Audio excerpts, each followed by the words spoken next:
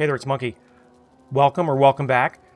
We've made it to the mountains in our Epic Loot playthrough, and I wanted to run down the major concepts for the mountains and then show you by example those concepts in action.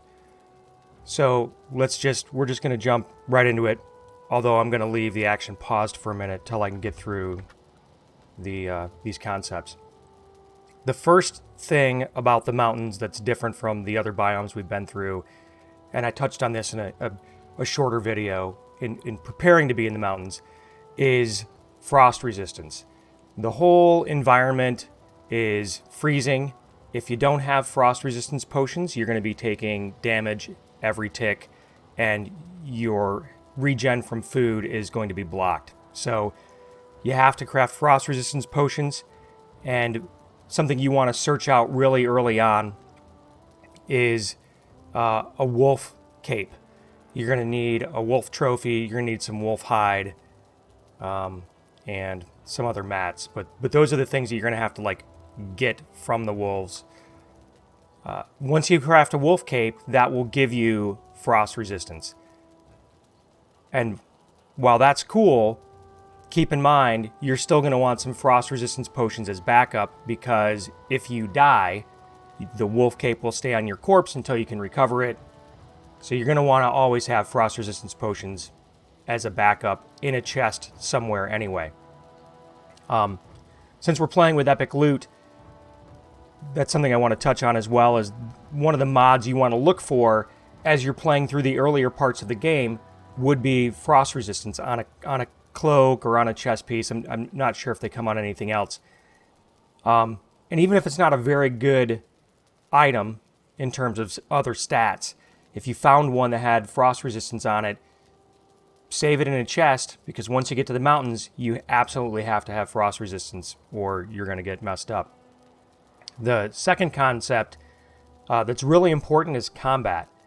And obviously, you've been training in combat the whole game so far, fighting things and running from things and using terrain to your advantage against trolls and whatnot.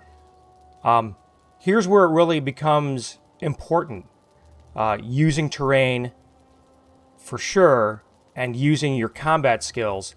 The reason why is because now you have flying enemies that shoot at you.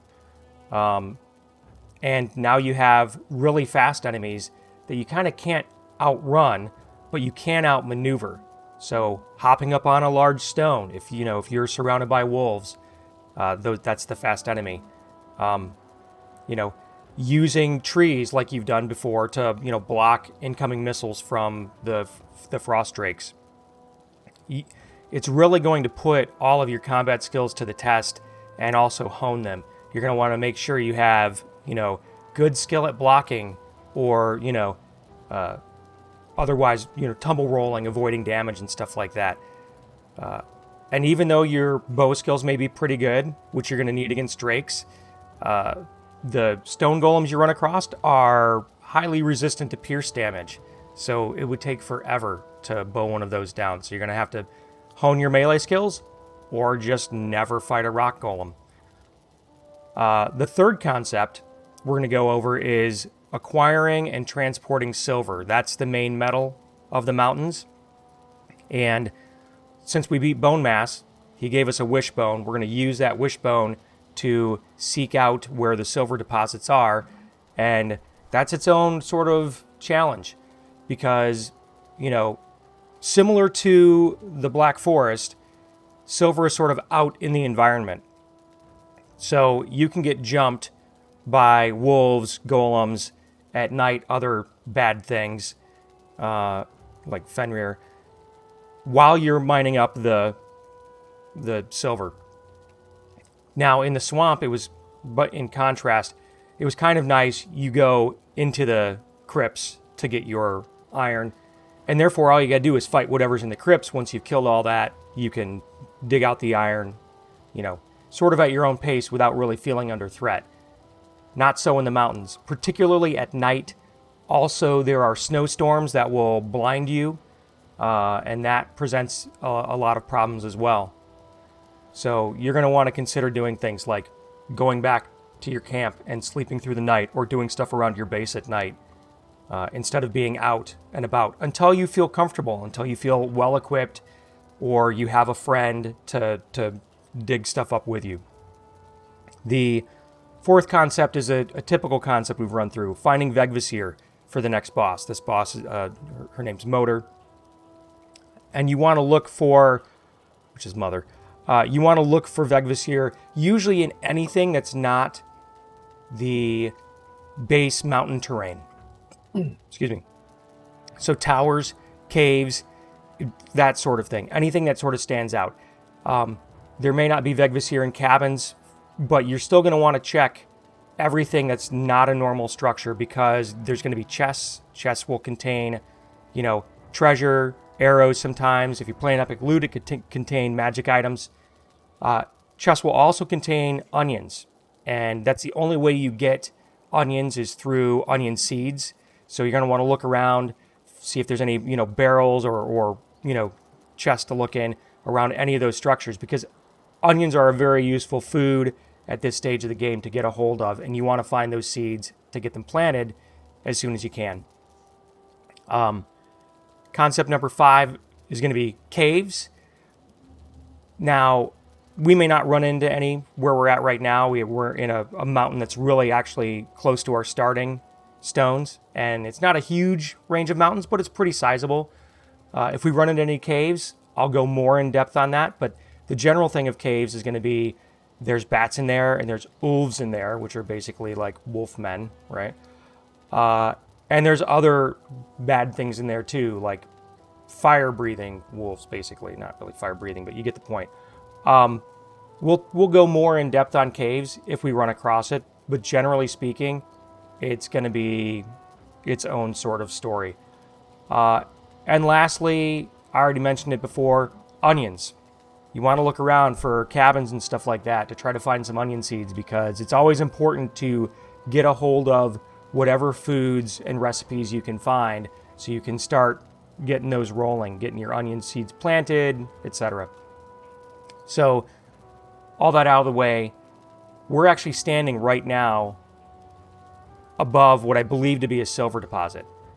When I unpause the game, we'll start talking about that stuff, which is going to happen right now.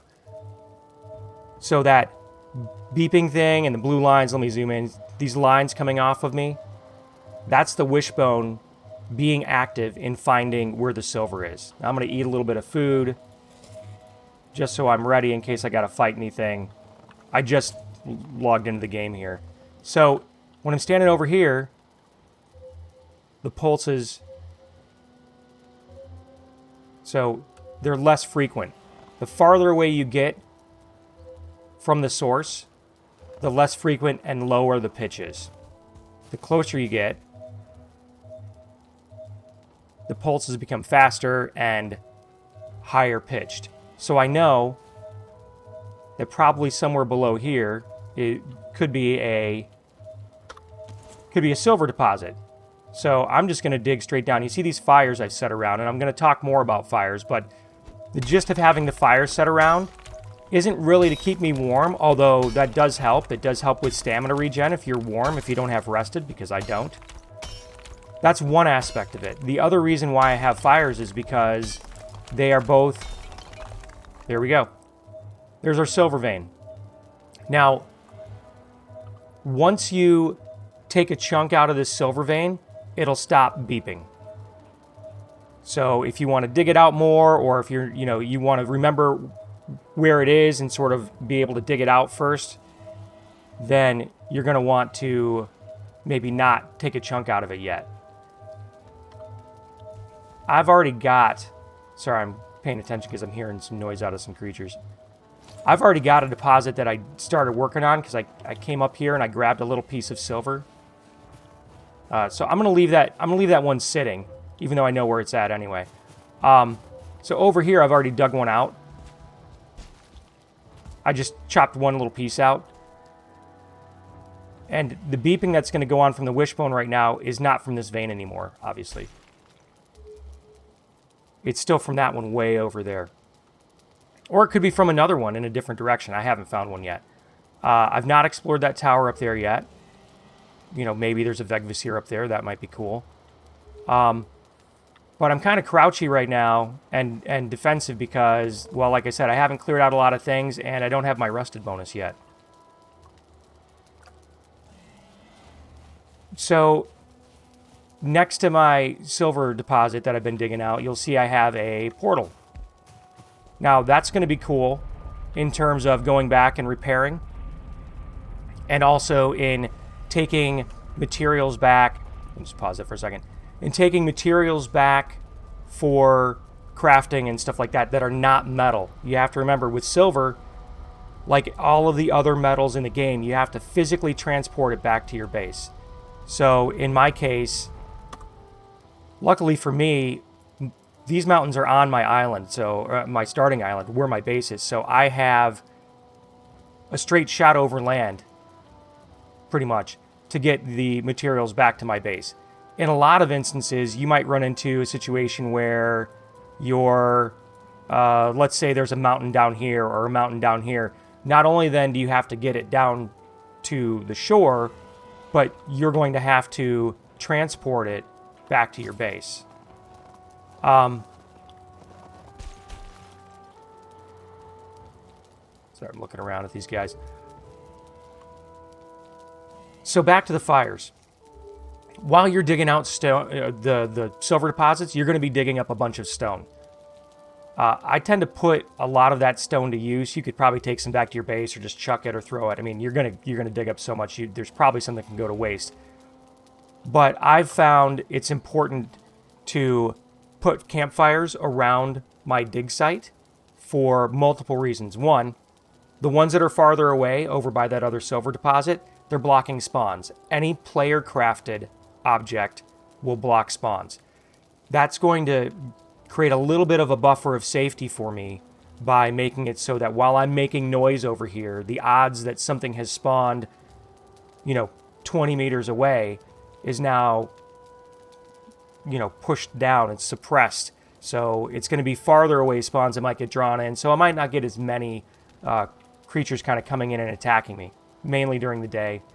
But additionally, the reason why these fires are important is while you're down there digging around the silver, you don't have your shield equipped and your weapons equipped. It's really easy for these drakes, you can maybe see one off in the distance there,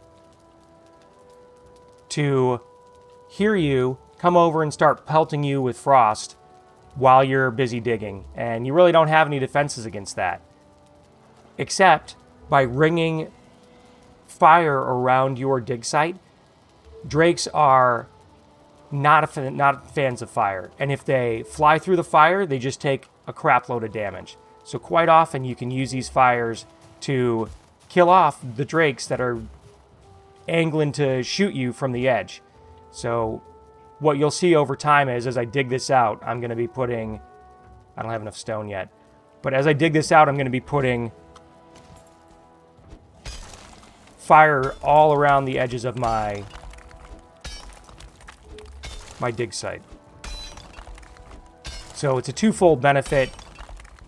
With stone golems, the fire pits also serve as a nice distraction, because when golems happen upon your dig site, if you're trying to run away from them, sometimes they'll decide they would rather just beat the crap out of whatever structures are around. Now, yeah, here comes a drake. Now, he caught on fire. So, see, he's already burning up. I haven't done anything to him yet. He's just half dead from the fire. Great. And he caught on fire again. Yep. So, even just staying down here, I'm going to finish him off. Well, maybe not. So you can already see how useful that was. That's just using the terrain. See if I can get this guy. There we go. Lined up so I can throw a spear at him. Okay. Now, particularly if you're playing Epic Loot, like once you've discovered a silver vein, and that's what you're going to be working on, and you know there's no silver in between you and the way out of the zone, you're going to want to probably unequip that Wishbone and equip a better item. Hopefully you have a magic ring or some other item that's going to give you better stats than the Wishbone will give you. So at this point, I'm going to do some more digging. That guy's you know, done. I don't see another guy. I'm going to do some more digging. I'll set up some more campfires. I'm really just kind of surfacing the silver so you can get an idea of the shape.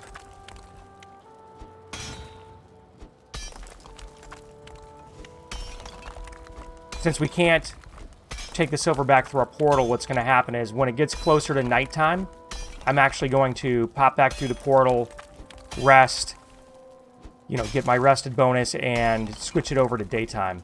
Now, this sometimes happens where you're sort of digging out your silver and your campfire gets destroyed because, well, it winds up being over one of the wings. And if that happens, you just set up a new one. This is the general shape of silver. It's going to be 3 little wings like this. I think if there was another silver vein underneath it that was disconnected, it would be making a lot of noise right now. I'm not really sure if there were multiples, because sometimes there are multiples stacked on top of each other. I'm not entirely sure if there were multiples, if it would still be beeping at me. But this is why you dig it out, to get an idea of the size and directions that it goes. But there's always going to be these 3 wings on a silver vein. Sometimes, if they're stacked on top of each other, you're going to have multiple sets of 3 wings. But digging this out will give us that, you know, an idea of like how large these things are. Yep, that finally broke.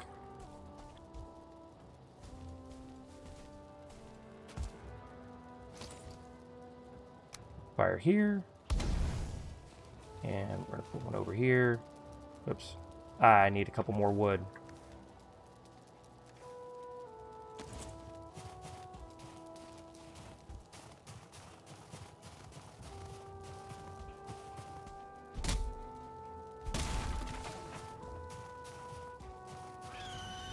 Yep.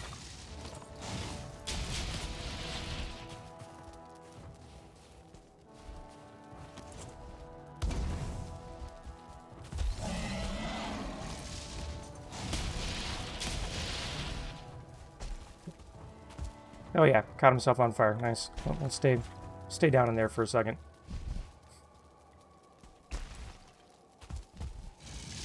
So usually when they can't see you, they, you know, they'll keep flying overhead. That's a really good angle right there.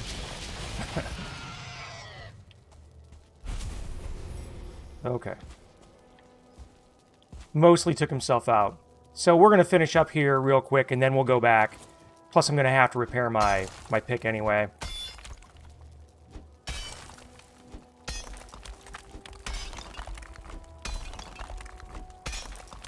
Nighttime can be doable solo. I don't want to dissuade you too much from doing it, but usually early on in the zone, when you don't have a lot of gear, the wolves are going to hit harder. The Fenrir can kind of throw you off, you know, until you understand how their attacks work. Stone golems are really, they just hit really hard and have AoE attacks, and especially close to your portal, you kind of don't want to leave those guys to their own devices, because they'll go and they'll, you know, break stuff really easily. All right, I got to get my stamina back up. This is the other reason why I want to go back and rest, to get the stamina up so I can get my regen going faster. We're going to leave. Yeah. Great. Perfectly timed. So here's an example of the snowstorm I was telling you about. It's going to knock out all your fires, which makes it easier, obviously, for drakes to mess with you. And it's generally not great for visibility. This is also going to be when the Fenrir start spawning. The other danger, and I would actually say probably more than Fenrir, because I'm used to fighting them. The danger that really exists is in 3 packs of wolves. 3 packs of wolves and higher star wolf spawns.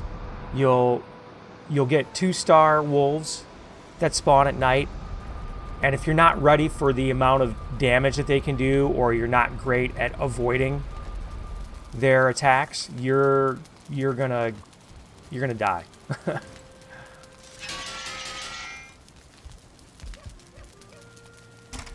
Alright, so we'll get our stuff repaired, drop off a couple things here.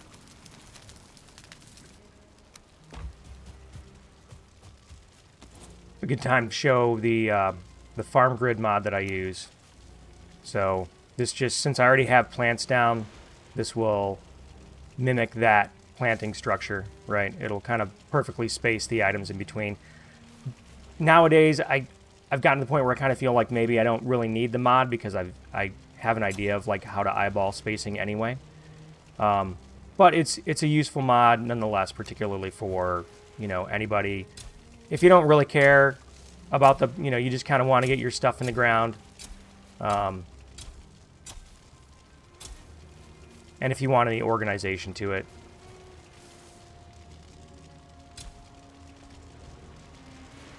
Alright. Out of seeds. Take those turnips back. Right. Do a couple. I just kind of throw some stuff down.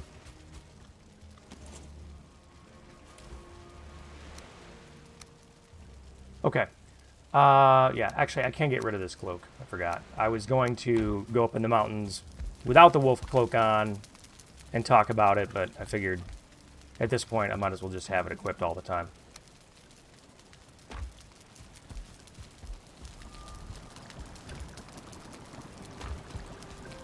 I tend to do a lot of my work around the camp at night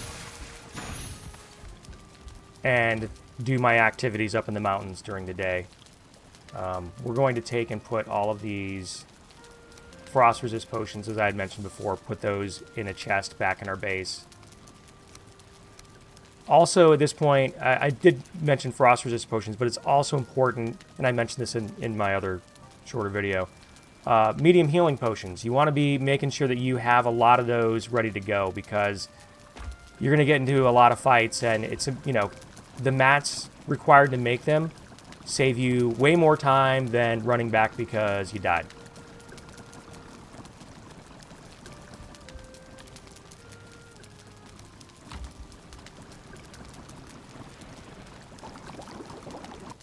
I wanted to think about if there's anything else I want to touch on before I jump back through.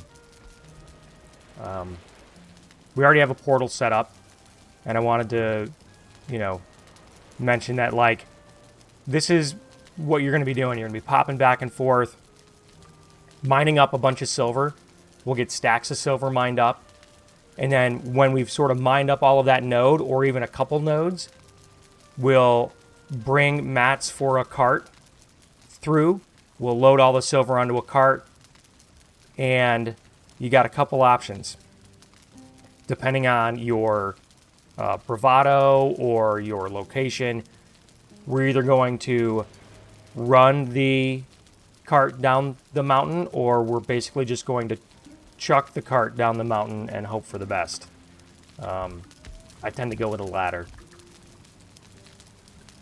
You'll just have to keep an eye out for where it lands. Alright, I think I'm good to go. I'm going to grab a few more arrows, actually, because I'm going to go back at night and hope that snowstorm's over. I'm going to bring the Wishbone with me still. It's not entirely necessary, but why not?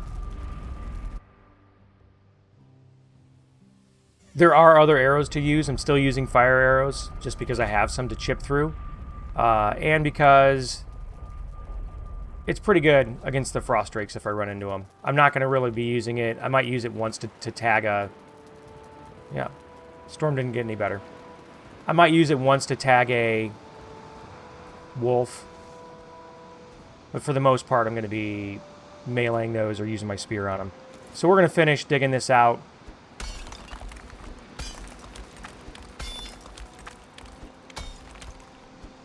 Kind of hard to see. One of the things you can do as well would be to put a fire down with you. Again, this helps with stamina regen. It would also, if a wolf comes in to fight you, it's possible that they are either going to have to maneuver around the fire, or that you can get them to pass through, or you can knock them back into it. As long as you're good at not stepping in the fire yourself. It also provides a little more light for what we're doing. It's kind of, this windstorm's kind of dark.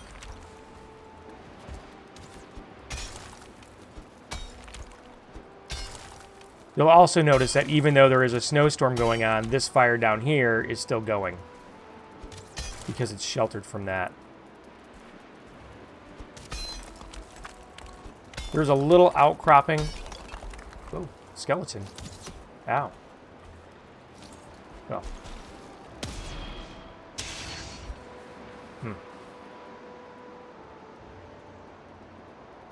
I don't know if he came all the way down from that tower or not. This little outcropping here is obsidian. Obsidian is useful. It's something you can take back through the portal because it's a stone, not a metal. You're going to use that for arrows primarily. There might be a couple other items that you can use it for, but obsidian arrows are pretty good for damage. I'm just gonna put that in there. I don't care about these bones. When it becomes daytime, we're gonna go. You know, I'm digging this stuff up a little bit, but yeah. But when it turns daytime, I'm actually gonna go and check out that tower up there and see if there's some onion seeds or a Vegvasir, and also to and also to get a better look around. Okay, well, most of the fires aren't going to be burning, so I'll just.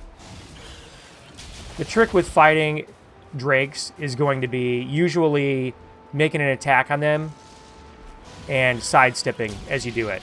So, for example, if I had the bow out, I would start drawing now when he's coming in, because they pause for a moment when they go to shoot. And that gives you the opportunity, they'll stop right before they release their breath. That gives you an opportunity to release a shot on them while they're paused. Otherwise, you're trying to hit a moving target. Snowstorm. Okay, I'm looking at my monitor. It looks like it's probably not as bad for you guys as it is for me, which is good, because it'd suck if all you saw was a white screen. Dig this out. Still got a little more to go. There you go.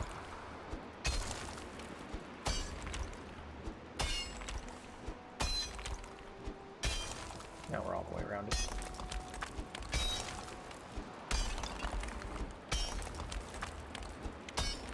Also remember, when you're mining, this is sort of like a general trick of the trade when you're digging. If you're way down here and you start digging in a direction, it'll take out all the rock all the way up to the surface. So you could start at the top and take a little off, right, and then go down and take a little more off, and then.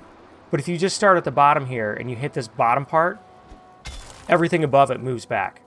It's just the way the terrain works in this game, where it just shoves it all back like that. We're going to put a fire right here. This looks like a great spot. And then we're going to put another one right here. Okay.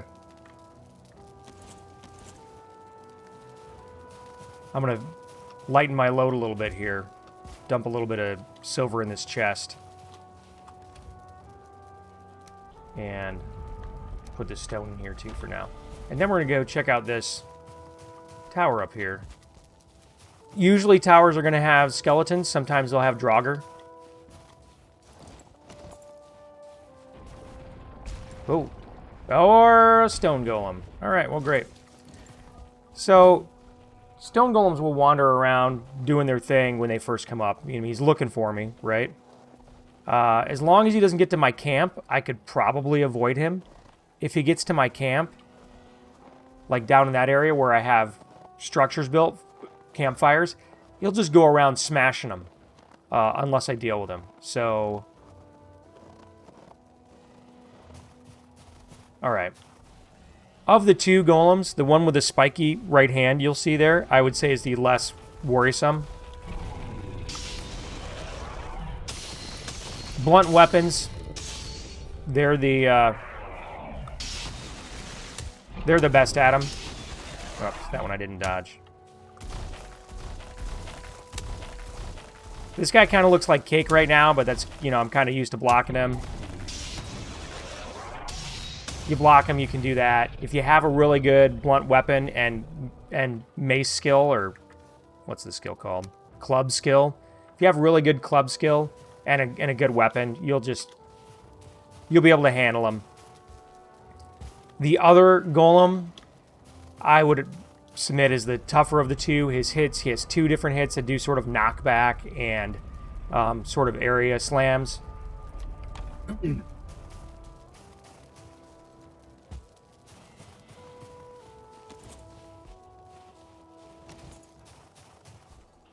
I'm keeping this spear out because I have recalling on it, and I can just kind of throw it at a moment's notice. So if something comes, like if a wolf comes charging at me, see that wolf up there? I can at least get a throw in before he shows up. I'm going to take this guy out now, or try. Oh, I missed. Right idea. A little too high. There we go. Now, there might have been 2, but there's not. Crouching will let you know if you just got a shot off, if you're drawing something's attention. It'll let you know. You'll have that open eye, you know, on your crosshairs. And I think that means there's no skeletons in here. Probably that one came down from above. All right, let's check this out. Things are broken. Sometimes these forts make good bases, because you can, you know, you have a little bit more shelter and protection. What I'm looking for is a chest up there. I don't really see one, but you have to remember that you can... Yeah, there's no chest up there even. No Vegvasir, no chest. Vegvasirs are going to look like how they always look, the small stone with the glowing red, not like these big stones. Yeah, no Vegvasir, no chest. Nothing good. But they do make pretty good bases for if you're going to have a portal spot. Often, if you were to find Motors, the big boss's summoning table, that's a good spot. If there's a tower nearby, that's a good place to sort of maybe put your...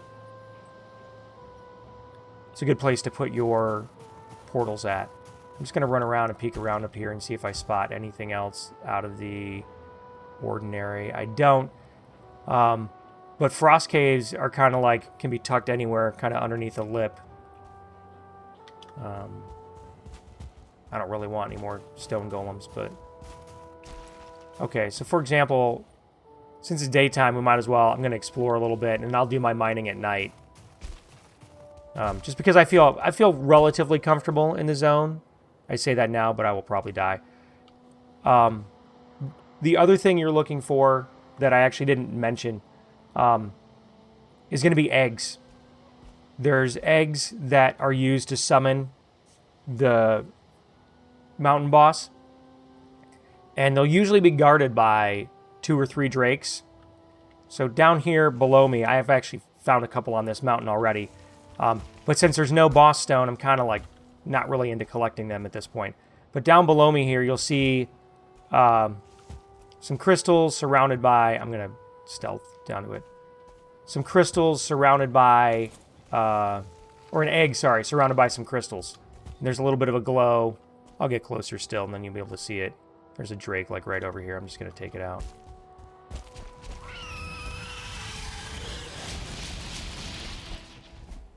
Oops. And sometimes that happens. If you don't have recalling on your spear, definitely don't do that.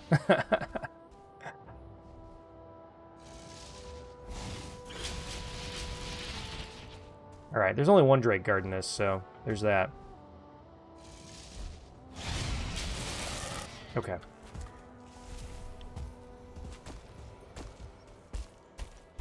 Well, I wanted that little... There we go. So, that's what an egg looks like. I do mark them on my map because there could be a situation where I'm like, oh yeah, I found the boss, and maybe the boss, you know, she winds up being over here or something, then I'll have a bunch of eggs I can just carry down to the coast and take over on the boat. Now, the reason why I'm talking that way is because eggs weigh a ton, and like or you can't transport them through a portal. So you're going to have to physically transport them to the summoning platform for the boss. So at this point, we don't know where the boss is. We have no place to take the eggs.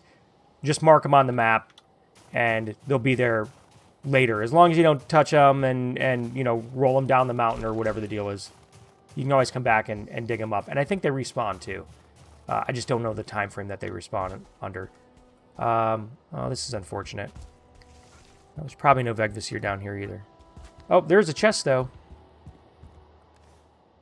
Well, no onions, but some gold and some amber and a couple magic items that are not great. Probably? No, not really. First tier magic items, but something I can take back and melt for a couple resources. I'm just going to mark this with a dot.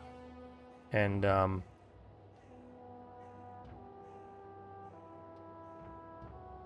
put an X through it so I know that I've been there. Alright, well.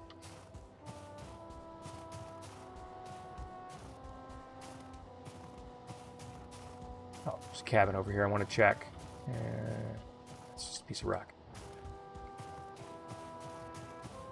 When I'm going through other biomes, quite often I will not have any weapons equipped because it's faster. In this biome, because you can happen upon wolves and the wolves are really quick, I tend to like to have a weapon out or a weapon and shield out. Yeah. Well, there's the other stone golem that I mentioned. All right. I guess we're going to do this.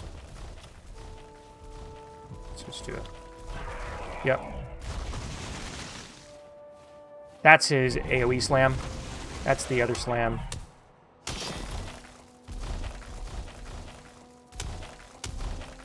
So you're going to want to either block and roll. That was not a block and roll. That's a block and roll. Oh, no. So these drakes complicate the issue because they might shoot at the stone golem. The stone golem might fight them. But generally speaking, they just cause problems for you.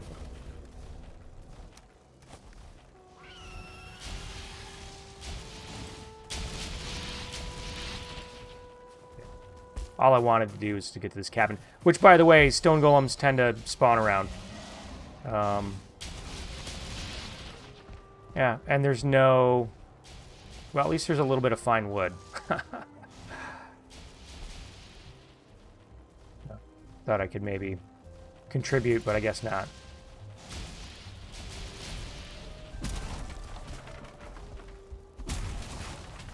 Thought I was joking. All right.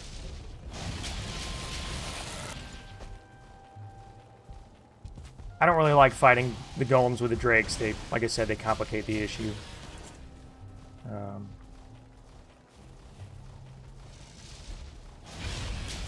Okay. Really important to be confident in your parrying. Parrying really sets you up for some good hits. If you're confident in your parrying, you've got good gear, you can just kind of take them out. There we go. That's what I wanted. I just want the crystals. Don't really need all the rocks.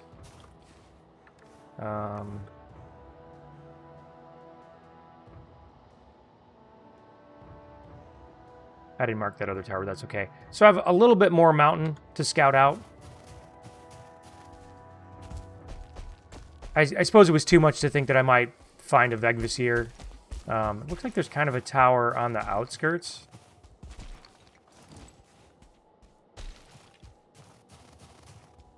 Down here? Or no, that's a house. That might not actually be mountain. That might just be... I think we're back in the... I just want to peek in here just in case. Yeah, we're back in the meadows. So, no chance of onions there.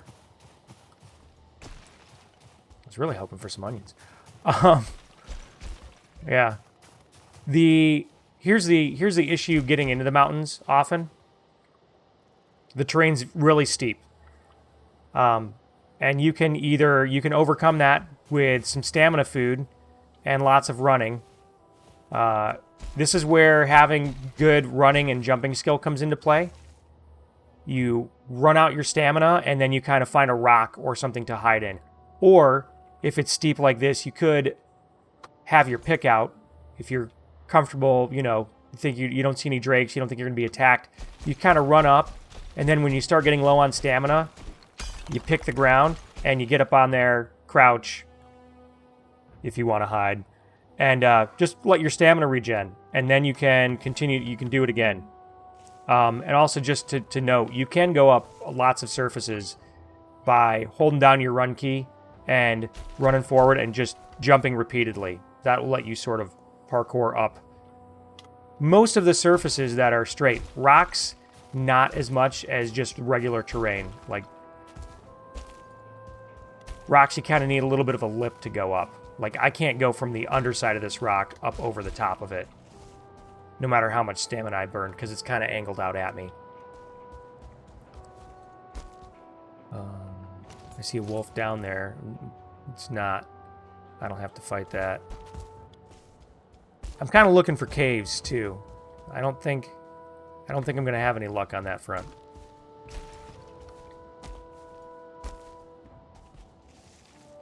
Not in this mountain range, anyway. Okay. Well.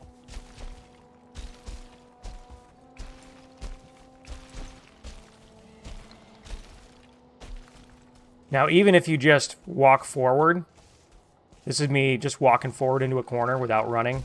Sometimes you can get enough stamina back to get you over that last little ledge there. Somewhere there's another golem coming out of the ground. There he is. Now that guy's far away, and I can probably just ignore him. I don't really need the crystals out of him. I can probably get away from him. There's another egg. Man, there's eggs all over this mountain. Usually, sometimes you're in a hunt for eggs because you find the motor summoning platform, and then you're forever running around trying to find eggs close enough. Yeah.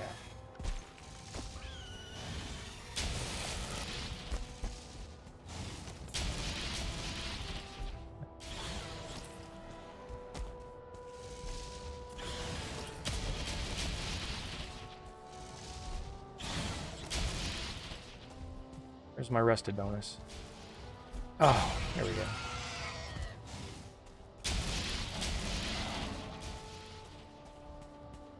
I do like freeze glands. Freeze glands you actually use for a stamina food. It's called ice cream.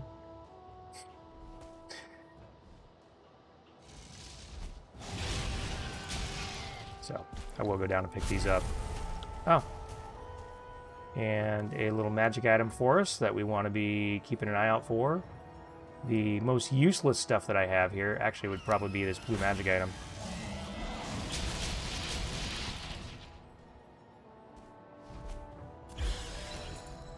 That's the benefit of drakes kind of trapping themselves in the rocks. They get stuck and take a while to turn around, so that gives you the option to deal with them.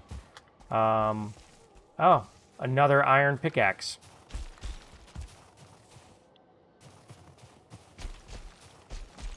I mean, I guess there are worse things to get. It could be a bronze pickaxe.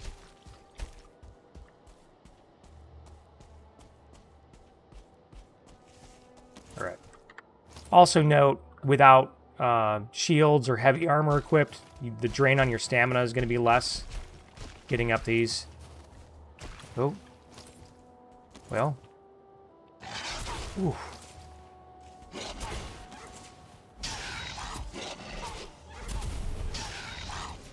Okay.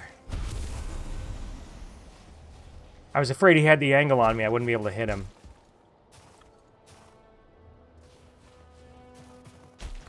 Stones have lore. You can, click on them for lore.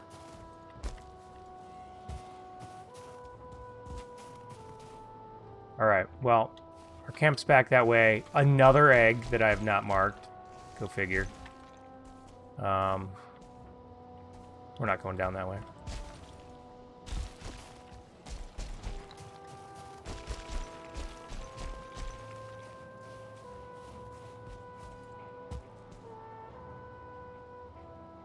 Navigating around here without rested is definitely not as easy if you're doing a lot of going up. Just because of all the stamina usage that you have to go through, so good stamina food helps. Alright, it's a nice peaceful night here. Alright, we're gonna dig up a bunch of this silver. And I don't anticipate anything being, like, major, so I'm gonna, like, pause and pop back in once the silver's been dug out, and then we'll talk about getting the silver back to our base. Okay, and we're back. I managed to mine up both of the silver veins that were here. Actually fend off a 2-star wolf. And I wanted to talk about a couple little tips. We've got the cart loaded up. I wanted to talk about a couple little things before we head down the mountain and get out of here. First of all, you're going to want to pull up your map and, you know, have your exit route already sort of planned. It's good to know the layout of the mountain around you and also the closest route out of the mountain. Because unless the mountain's surrounded by plains or swamp or something like that, here we've got meadows and black forest, so pretty easy. The shortest route, in my opinion, out of the mountains is excuse me, is going to be the best. So in my case, because my base is due north, northeast, north, that sort of direction is going to be the way I'm going to head. It's downhill. That's also important because if you have to haul a full cart, going uphill is really painful. You can use your hoe to even things out, but the better able you are to fight and not have to be leveling terrain while running from wolves and all that sort of jazz, the easier it is to get out of the mountains. Additionally, I wanted to talk about, you know, so fighting 2-star wolves and stuff like that. When you're down in here mining, actually clearing out around the silver vein creates all of these ledges, these sharp ledges that make it harder for wolves and stuff like that to path down to you. So it actually gives you a lot more capability when you're fighting. In the case of fighting the 2-star that happened upon me, I was over here, and you can use this lip. You know, you throw spears or shoot arrows at them, or however you're engaging with them. And when they get close to you, particularly if you don't want to take a hit from a 2-star, you just drop down here. Usually they'll linger around the lip for a moment. That'll give you a chance to hit them with some damage, really close, AoE damage, or anything you can reach. You might even be able to jump and hit them. And then they'll kind of move on. They might catch themselves on fires. Having the campfires around there definitely helps as well. Gives you something to maneuver around or fight over. You know, you can maybe swing over the campfire, whereas the wolf has a really short range attack and will be busy trying to maneuver around it, or will catch itself on fire. That's something to keep in mind when you're particularly around here. As long as you have stamina for it to go up and down to change your elevations, right? It's very beneficial to have these edges all around you when you're trying to fend off wolves. The other thing I wanted to mention, when you're mining and you have your pick out, if you crouch, just like normal, you're sneaking. And if you are crouched and digging, for example, say this is a vein of silver, or even just the ground I'm digging in, every time I strike, if I pause for a moment, I immediately go back into that crouch. And the reason why this is beneficial is because it allows me to check without having to re-stealth again. Because sometimes if you're walking around, there's a little bit of a delay for stealth. There can be, particularly after an action. But if you're already stealthed by default, you can just pause during your mining. You know, you could be digging, you know, hitting rock or whatever you're doing a few times. As long as you have stamina, once you let go, it'll drop you right into that crouch position. It'll let you know if there's anything that has not necessarily spotted you, but has heard you and is looking for you. So the minute that eye is a little bit open, you'll go, okay, there's something in the area, and I need to deal with that. I wanted to mention that. I feel like that's a really good tip, particularly when you're mining in the mountains and you want to be wary of things sneaking up on you. So I've emptied out my chests over here for the most part. I'll take that item with me too. I'm going to leave the portal up, and there's a couple reasons for that. One, I didn't really scout out the entire mountains with a wishbone, so if I wanted more silver, I will come back up here and just do another sweep. I did scout it out physically, like we ran around and sort of looked at everything, but I didn't scout it out with the wishbone equipped. So leaving that up here, that's one reason. The other reason is if I happen to die on the way back, it's a short jump to come back here, because if I'm gonna die on the way back, it's gonna be in the mountains. It's gonna be just trying to get down the mountains here, and so it'd be a shorter trip for me to pop back through the portal and run to get my corpse that way than to run up from the bottom. And while I'm here, and just before I leave, I wanted to point out that over in this direction over here, I can see a stone golem sitting in the ground. I'm gonna zoom in a bit. There's this odd rock formation right up ahead, and I don't want to trigger it to wake up. This odd rock formation right here, you'll learn to note them. So you've got I already dug out you've got the onyx ones, which you can kind of see are these like sort of flat misshapen rocks. Obsidian, sorry, not onyx. Obsidian are these odd sort of like shaped stones. But this odd rocky outcropping is a golem. So I'm going to get close enough and let him, I'll just take him out. But once you get close enough, he'll wake up anyway. If I were to stand up now, he'd probably also stand up. As long as I'm stealthing,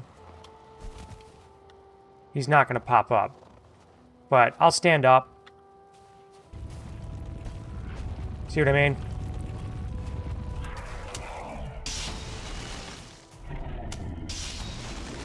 Yeah. If you don't time your blocks, they can be kind of painful.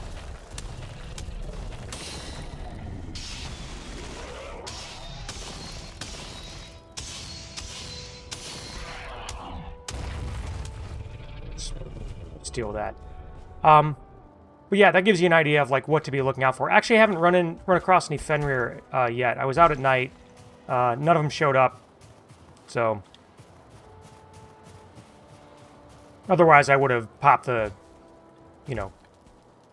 video in so you could see, what they look like and how they fight. I didn't have time with the 2-star wolf. I just kind of got in the thick of the fight, and at that point, I'm busy trying to survive. Yeah, we'll just throw this rock in there and take them with us. So one thing to remember, when a cart's laden down, it's awfully heavy. So it's going to take more stamina to get through it. You want to look ahead of you and kind of see, okay, these rocks jump back up. So it's going to be easier to stay up high as long as you can. Again, we're making a straight line to get out of these mountains. There is an egg ahead of me, and also a drake who's going to spot me now, and I'm gonna miss him. It can be hard to fight when you're attached to a wagon.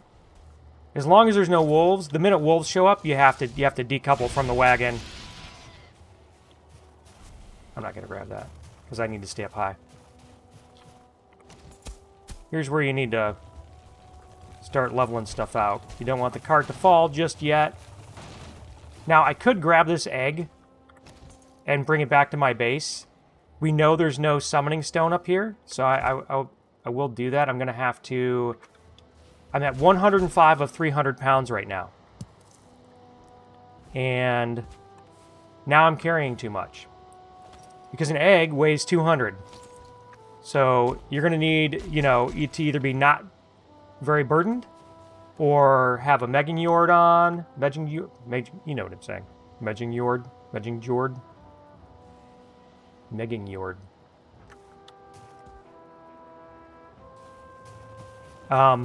Like I said, be very unburdened or have that on. So here's the deal. Running downhill, as long as you're not going over a drop, you will take very little fall damage, if any. Again, as long as you're not doing a drop. So you start running and go forward, and hopefully you can outrun your cart, which is attached to you but could detach from you if it flips too much. In this situation, it was a pretty straight shot. Now I've managed to get myself into a little bit of a divot, and it's going to use up stamina to kind of get out of it, but that's not a huge issue.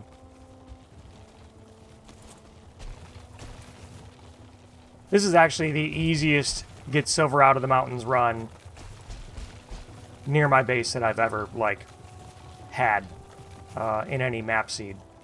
So that's awfully nice. I will make a quick comment about how leveling the terrain, you should already be familiar with this. Using your hoe to level the terrain in front of you, that's helpful. It does use stamina, but if the terrain is out of sorts, particularly from being, going through the Black Forest, and put that on my bar, going through the Black Forest and the swamp, you should already have an idea about how to maneuver your wagon through the terrain to get back to your base. So I'm gonna not show you the entire trip back. Also of note, depending on how much time you have or your inclination, for this part of the trip, you could also pop back to the boss stone, grab MnkeELA's running ability. Like that would have been before, starting the run. Lots of graylings out. Pop back to the boss stone, grab your MnkeELA, the sprinting power. That will also make it an easier trek back. I'm not really worried about it, and through the magic of pausing, I'm going to take you back to my base right now. Alright, we made it back to our base. I had to build because we built a wall as a preventative defense against slimes. I had to sort of build a ramp to get across here. I would have had to build a ramp, I guess, either way. But this walkway works really well, because that way I can just bring this in, drop the cart off right here, and then just deconstruct that part. And if I were attacked by blobs and oozers from the swamp, I might deconstruct a couple more pieces, but for everything else, nothing's going to make this jump. So it's a nice way to get in. I may not use it again. Excuse me. I may not use it again in terms of hauling in silver.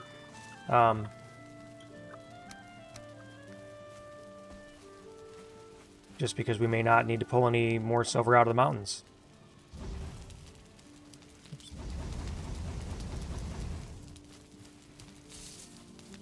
You should be fully stocked, or be able to fully stock your furnaces, your smelters with coal. Probably won't need a kiln ever again as far as that goes, because once you're in the swamp and you have surtling fires that you found, you can get pretty much limitless coal from that. You just kind of go back, periodically check, and let it go.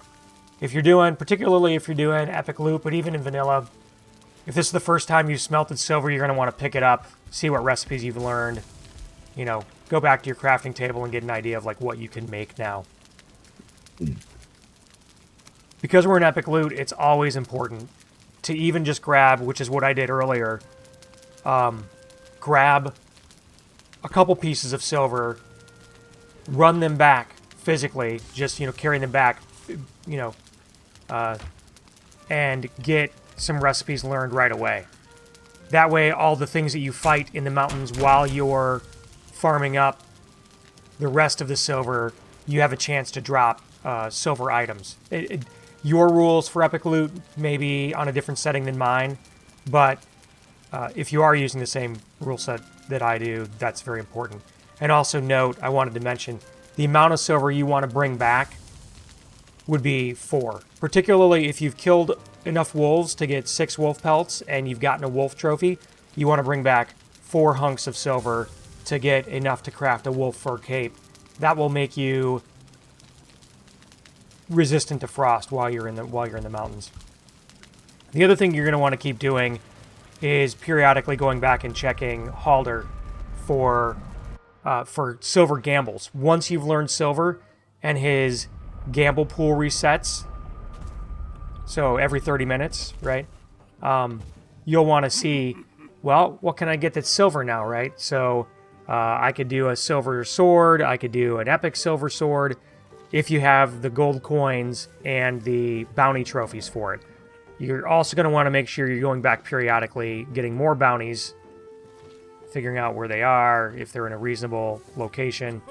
I mean, at some point you may, like this one's really close to one of my to where I'm at right now, actually. At some point, you may end up doing like a bounty run. You know, you may be like, I feel like running around. This one's also close to that's where the bone mass fight is, so I actually have a bone mass portal right over by him. You know, at some point you want to run around and do those sort of bounties, wrap them all up, kind of spend time exploring. Like, for example, like I just spent a bunch of time farming up silver. Now I'm probably not going to farm silver for a while because I may not need it. I mean, I may not be able to locate it either, but just check back periodically. I wanted to double check the gambles and how much time is left. So 13 minutes before I have to check again. If I had the money and the bounty tokens, I would consider gambling for a silver sword. I don't actually think that I have the money for it right now.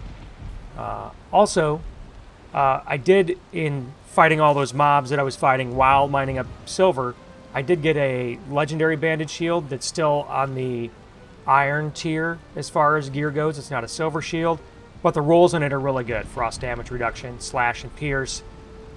Those are all things that you're going to be taking damage from in the mountains, right? The drakes do frost. The wolves, I believe, do slash. So a good weapon or a good shield to roll around with for now until I get a silver shield from a drop or until I craft one. Now I could actually, because I have so many surtling cores and stone, I could probably run even more smelters than just the 2 of them. I did want to get an eyeball on how much iron we got out of those 2 veins. Now, the amount of silver you're going to need overall is going to vary, depend on, you know, how many people you have that you're supplying the armor for, how much enchanting you're going to do with epic loot, if for some reason you're not playing with epic loot, but you're watching this anyway, how much armor you're going to have to craft and upgrade. That stuff just in case. In my case, you know, I have one more item I can enchant without fighting bone mass again. So one more epic item I could craft and turn into an epic. Otherwise, it's going to be down to probably running around and doing some bounties or going into more burial chambers. And that's kind of the cool thing about epic loot. Like, once you're sort of done with the Black Forest and you've done burial chambers and you have enough surtling cores, there's not a lot of reason to go back into the burial chambers. Because you'll buy a few things from Halder, from the vanilla Halder, the belt, you know, some of the stuff to make a Frostner, you know, some fishing bait, a fishing pole, that sort of thing. But there's not really a reason beyond that to collect a bunch of coins. Whereas with epic loot, you have a reason to go through the forest. Oh, you see a troll? You could avoid him, but if you fight him, he's got a few gold coins in him. If you go into troll caves, coins and treasure, right? Burial chambers is the same thing. So it gives you a reason to sort of run around and explore a little bit more. And also, with these bounties, run around and do bounties. I feel it's a good addition. I know I've talked about this before, but I felt like it, sometimes it bears repeating. Now, I don't have really a reason to, I don't really have a reason to pop over and grab more coal from the surtlings. But I'll pop over there just to show you.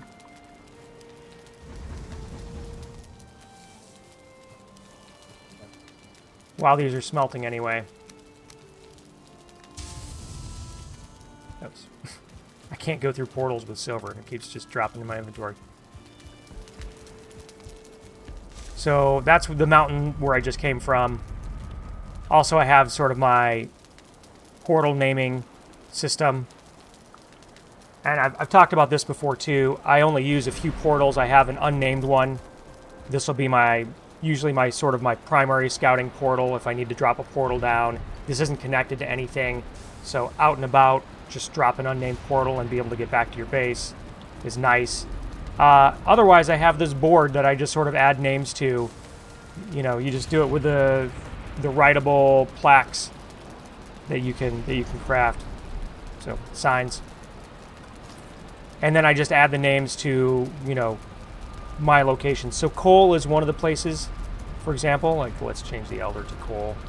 You also want to remember, if you're changing the name of your portal to switch it to another location and it's already glowing, the glow is connected to wherever you had it previously named. So this was connected to elder. So if I were to step, even though I renamed this, if I step through right now, it's still connected to elder. I have to step away from it. Now it's disconnected from elder. And now it will honor that connection to coal that I renamed it to. And obviously, if you rename it to something that doesn't exist, it's not going to go anywhere. It's still going to show as unconnected. But now I've come through the coal area. There's like this one surtling fire over here. I showed you in a previous video how to level this out to make it so that as soon as the surtlings spawn, they basically water themselves to death. And you can just gather up all those coals and surtling cores, and you know, you're never going to run out. You're never going to run out of coal and surtling cores as long as you have a couple of those farms like that set up. I could rename this again to bone mass. And this could kind of be part of a run that you do if you're doing like a little supply run for things. You know, for coal, you're like, all right, well, I'm going to do a supply run, see if I get any magic items that drop to melt down for materials, or maybe get a good drop out of it. Now there's two surtling fires here.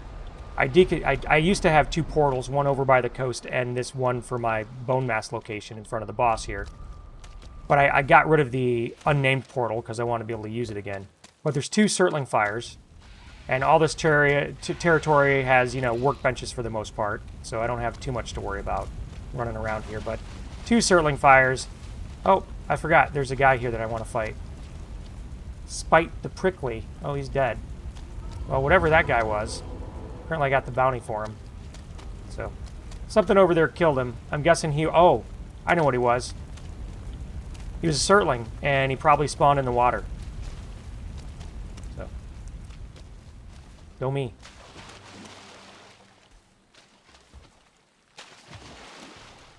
So, we'll just go over and check this other one. I wouldn't normally be doing this, but I figured it's a good... Because I have, you know, all the coal I already need. But it's just a good way to kind of show, like, if you set these up, whether you're, you know, whether you're playing in a modded game with magic items or just playing vanilla, these farms, these surtling farms work. They just give you surtling cores and coal. And so there's no need to build a kiln and burn wood. Obviously, you could do that. But burning wood in the kiln doesn't give you surtling cores either. And at this point, like I said, we're pretty much stocked with all the surtling cores we can need. There's other uses for surtling cores that we're going to take advantage of. So we didn't find any. Just going to kind of recap. We didn't find anything. This was a pretty good sized mountain zone. Pretty close to our base, so that was useful for us. We didn't find any Vegvisir here to point us in the direction of Motor, so now I'm going to have to consider where I want to go. There's a little piece of mountain up here, I actually have a portal to this island. I went there for a bounty. I figured that it was close, so I put a portal there in case I needed to come back. So there's a piece of mountain up there I can check to see if there's Vegvasir, particularly because I have a wolf cloak now and I don't have to be using frost resist potions. It makes it easier to take a chance on some of these smaller mountains to see what you can find from them. I've seen mountains before. This is I'm not sure what that guy is. I think he's somebody in the swamp. There are some mountains around here. I do have a portal down here as well. That portal's gone. So I will probably check the mountains closest to where I have portals at this point. I don't necessarily want to be running a boat if I don't have to. But generally speaking, that's going to be my next pattern that I will follow to try to figure out where the mountain boss is. Using the existing portals I already have, exploring the mountains that I already have to explore. I'll also be looking for caves. I haven't fought any Fenrir yet. I was, thinking that one would spawn and I would maybe have to fight one at night up here. The reason why I want to fight one, again, is to learn recipes. I like there's the set of armor that is the mountain equivalent of the troll hide armor. You have no movement penalties, and it's got some other weaknesses and bonuses to it. I'd like to get a hold of that set because it works really well. The other thing, while I'm thinking about mountain biome stuff, is I had mentioned previously mods that you want to keep an eye out for, and I mentioned frost resistance is one of them. If you get a drop that has frost resistance on it, it may mean you don't have to craft a wolf hide cape right away. The other mod that is very important, I would say, to keep an eye out for, and again, makes a piece of leather or a piece of bronze gear outlive its normal usefulness in the game, would be getting featherfall on something. The mountains, you could see from the elevation changes. If I were to jump off of things, you can take, I think, a max of 100 damage from a fall. I think it caps out. But that's a lot of damage, and that can kill you, particularly if you're running from a fight, or you fall. You take repetitive falls and don't get a chance to sort of get a break, or you're getting attacked. So having featherfall on a piece of gear will make your life so much easier. In fact, you could jump from the top of the mountain and maybe float all the way down. You can't do it with a cart. You can't do it while you're dragging a cart, because the cart will just follow gravity, right? The cart doesn't have featherfall. But for yourself, it's a really good utility item that will help during exploration of things. I can't really think of any other mods. All the other mods are like standard stuff. You're still looking for health. You're looking for damage. Fire damage would be useful. Particularly if you can get fire damage on a silver weapon, that's going to be useful when you get to motor. But that's it. So we're looking for Vegvasir. We're set on silver for now. 160 silver. I can craft all the upgrades in my base that I need to craft. I'll be able to craft a couple items that I may need. I'll probably enchant one. I may go back and kill Bone Mass again to get the enchanting token to create a couple epic items. So I'll have a couple epic pieces of silver. The armor is going to be useful, particularly because some of my armor is still bronze. I have this bronze armor mainly because it has 25 health. But we're kind of to the point where the hit points that I get off of the armor are equalized out by being able to have way stronger armor as far as that goes. I mean, here's the iron armor, is 18 versus 10. That's twice as much armor once you start upgrading it. So that's going to be on my agenda. Again, checking for gambles. But since I don't have enough money to be gambling at this point, I'm probably also going to be doing, and this will all be off recording, I'm going to be running around farming up burial chambers. Like I said, burial chambers, bounties, troll caves, anything that can get me easy gold so I can maybe gamble for a few silver items from Halder. And then I'll use the silver that I mined up to upgrade those items once I get good rolls on them. So I think that's going to be it. That's where we'll call it for today. Please help me out by tapping that like button, touch the monkey in the corner, and subscribe. And we'll see you next time. Take care.